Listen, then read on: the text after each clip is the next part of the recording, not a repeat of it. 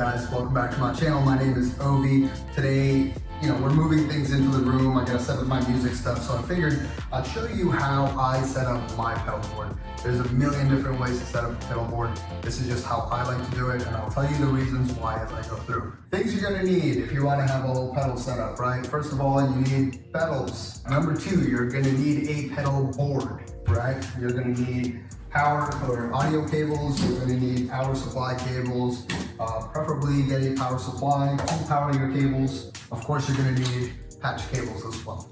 Let's talk about the pedal board first, right? So this one is from Pedal Train. It's a big old boy. A lot of people like to make their own pedal boards, and honestly, anything to board, right? It's just something to hold your pedals together. That's pretty much it. These are nice. They come with Velcro, so you put Velcro on this, you put Velcro on the back side of your pedals, and they just stick right to it. The nice thing about having slots is that when you're routing all your power cables and audio cables, it's a lot easier when you have slots in there. This, honestly, this is made by Pedal Train, and it was ridiculously expensive. I think it was close to like 300 bucks. It sounds weird because it's like, why would this cost $300? I've had this thing for 10 years. It's been through like 12 different moves, and it's super sturdy, it does the job. It comes with this gig bag, which is really nice because you can have all your pedals on here. You just lift up this whole thing with the pedals on it, you put it in the bag, it's got handles, you just carry it where you need to go. It is actually very, very practical. Considering that it's been 10 years, that's about 30 bucks a year. That's not a bad investment. Alright, so once you have your pedal board, one of the important things you need is a power supply. I like to use the MXR ISO brick, mainly because I like MXR pedals. I really like Dunlop pedals. This is, of course, not a pedal, this is just a power supply. Originally, this was the first pedal that I ever bought. This is the Chord Pitch Black Chromatic Tuner. The nice thing about this pedal, it has an output, so you can actually just daisy chain off of this to all the other pedals. That's how I did it when I had like 3 or 4 pedals in the beginning. But now, since I have a lot more, it's nice to have like a dedicated power supply. Now for power supply, some people like putting it under the board. I've seen that. They put it underneath and they route the cables through the back. I do have a lot of real estate. It doesn't take up all this stuff. I like to put my power supply right in the back middle. That way the power cables can go wherever I need it to go. The way I set it up is so all the power cables can go right through these slots right here. I'll just route it to whatever cable I need it to go to. Once you have your power supply, I like to figure out how my order is going to go, right? Because the order your pedals are in is very important. You don't want to have delay going before distortion, reverb in the beginning, right? Because then you're going to get really weird sounds. Unless that's what you're going for, then by all means go for it. But here's how I do it. I like to start from the beginning of the signal path to the end of the signal path. So in the beginning, I like having my wah pedal. So this is the Dunlop Crybaby, the GCB 95. This is the original wah pedal. I'm right foot dominant, so I like having this on the right side. So it's the first thing that my guitar signal goes into. This is going to go right here, but I'll set it here so we can see the whole chain first. On the other end, the last pedal I like to have is this one. This is the Digitech Trio Band Creator, right? So this pedal is one of my favorites. I love this thing. Whatever you play into it, signal-wise, it processes it and it comes up with a bass part and a drum track instantly. It just matches your chord progression, right? I love to jam out with this thing. This is my, these are my bandmates. You don't want to have this before any kind of processing, right? No guitar effects, no distortion, nothing. Because this is going to output a bass and a drum track, right? So if you have it going into a distortion, you're just going to get all kinds of discombobulated noises. Hi, Bailey. What you doing? Okay, so after my wah pedal, I like to have my Boss pedals, right? So the Boss DS1, this is my distortion pedal. I actually rarely use this thing, but I do on occasion, so I like to have it in there.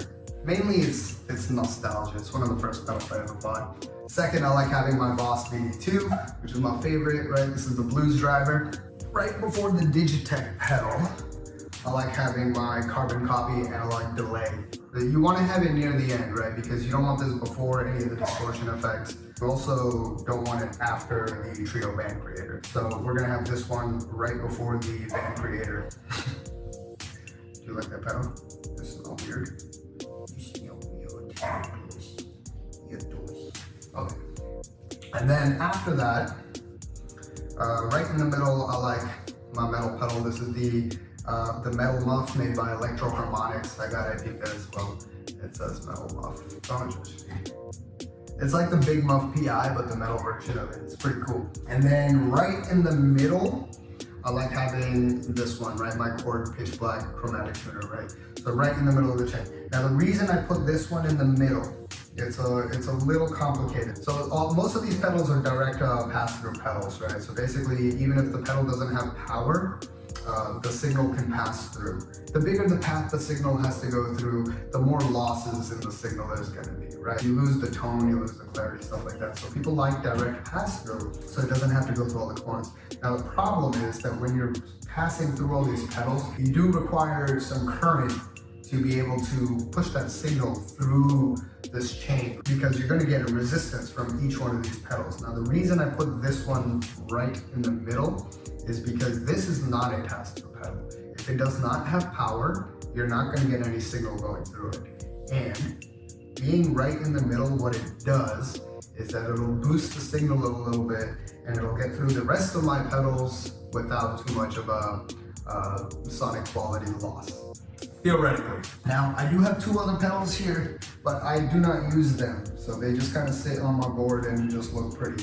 One is the Tube Screamer, the Ibanez Tube Screamer Mini. This thing is pretty cool, but it's not really a sound that I use very often. It just sits on the side. I would plug it in, I just don't have enough patch cables. I finally have the Rowan equalizer. Now, I got this one when I got this amp right here. This is the orange Dark Terror. It's 15 watts. The reason I got it was because the Dark Terror doesn't have bass control, treble control, and a mid control. You know, at the beginning when you get a guitar, you want to sound like other people. You're like, oh, what settings do Red Hot Chili Peppers use? What sound does Metallica use? What sound does Mike McCready use? And I was just playing with settings and sounds all day long, and then I decided one day, you know, I don't care. I'm just gonna come up with a sound, and that's the one I'm gonna go with. So pretty much I run my orange Dark Terror without any changes in whatever the system settings are. There's one little voice control. I just turn the voice control all the way up. It goes into this 4x12 cab right here.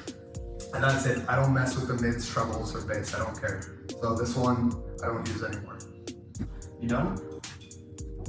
Wait, you wanna come back? What you want? What you want?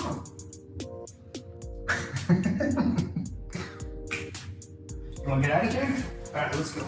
Let's go. Where's mom? Go find mom. The other thing you need, of course, to go between all your pedals are patch cables, right? So these, honestly, they're alright. I got them back in the day and they still work. And they come with a lifetime warranty, which is why I got them. These are just Fender patch cables. They're the traditional ones, right? I really want to get those flat cables where they have like the 90-degree angle and then the cable is very, very flat. So that way it just sits very nicely between these things, because these don't really, they're a little bit flexible, but they do have some resistance when you're trying to bend it. So I also really like these, I guess they're a patch connector, not really a cable, but they just go in between two pedals.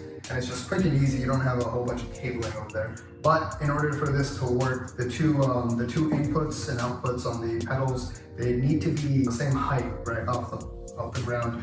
Otherwise, you're gonna have like pedals being crooked and stuff like that, and that's how you damage things, right?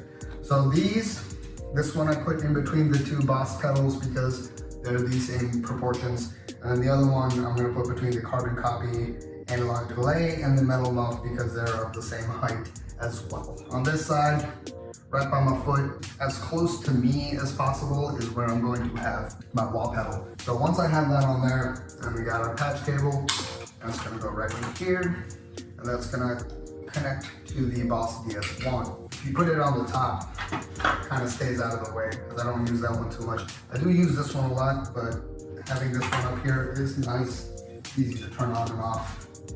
I like to put a little clearance between my pedals.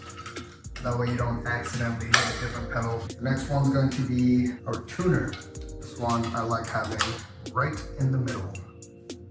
Just looks good. What I might do instead actually is, because the metal muff input and the tuner input are actually the same height, so I'm going to use the connector. That right there. That works out nicely actually. Cool. And then at the end, we're going to have our carbon copy analog delay, I also have this on my pedal board. I have no idea who makes this. Oh, Digitech, look at that. So Digitech, that's the vocalist. It's basically, it's good for live performing because it's got a whole bunch of different vocal tunings and stuff. Honestly, I haven't gone through like any of this. I found one sound that I like, I tweaked it a little bit for my voice, and then that was pretty much it. The nice thing about this, you know, I run this from here into the Yamaha DVR10. I only use this for live stuff, right? If I'm recording, I don't use this. I just bypass this. The signal goes straight into Logic Pro, and that's where I do all the editing. And the Digitech pedal can go right here. That'll just be how it'll be. All right, that's pretty much it. So essentially, this is what my pedal board looks like. You have your wah pedal going into distortion, blues driver, tuner, metal muff, carbon copy analog delay, trio band creator, and then to the amp. So this right here is what your pedal board should eventually end up looking like. It just, everything flows nicely, it's easy. Of course, you can have setups better than this, and you can have setups worse than this. Really what's important is that you make sure that your signal path is going through the right progression of pedals. Otherwise, you're gonna mess your sound up and you're gonna get weird, all kinds of weird noises. That's pretty much it. I'm gonna hook this up and play it, see if I got everything done correctly. I'll do a sound test with this video, but you know, normally when I record music stuff, it all goes into the computer so I can do some processing and stuff. This, I'm just going to use this little lavalier mic that I have and see how it picks up, right? This room has nothing else in it, so there's no sound isolation except for the fact that there's carpet on the ground. So there's a lot of reverb in this room. It honestly is going to sound terrible till we get more furniture in here and get some acoustic panels on the walls. But it's just a test to make sure everything works. Tuner test.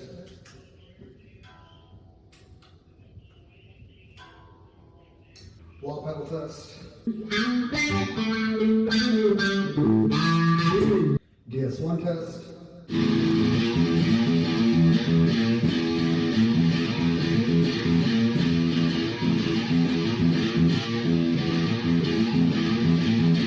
Blues driver test.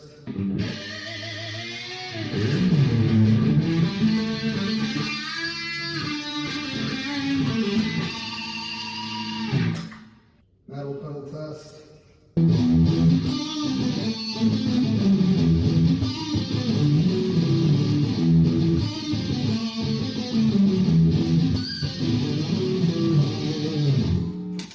Delay pedal test.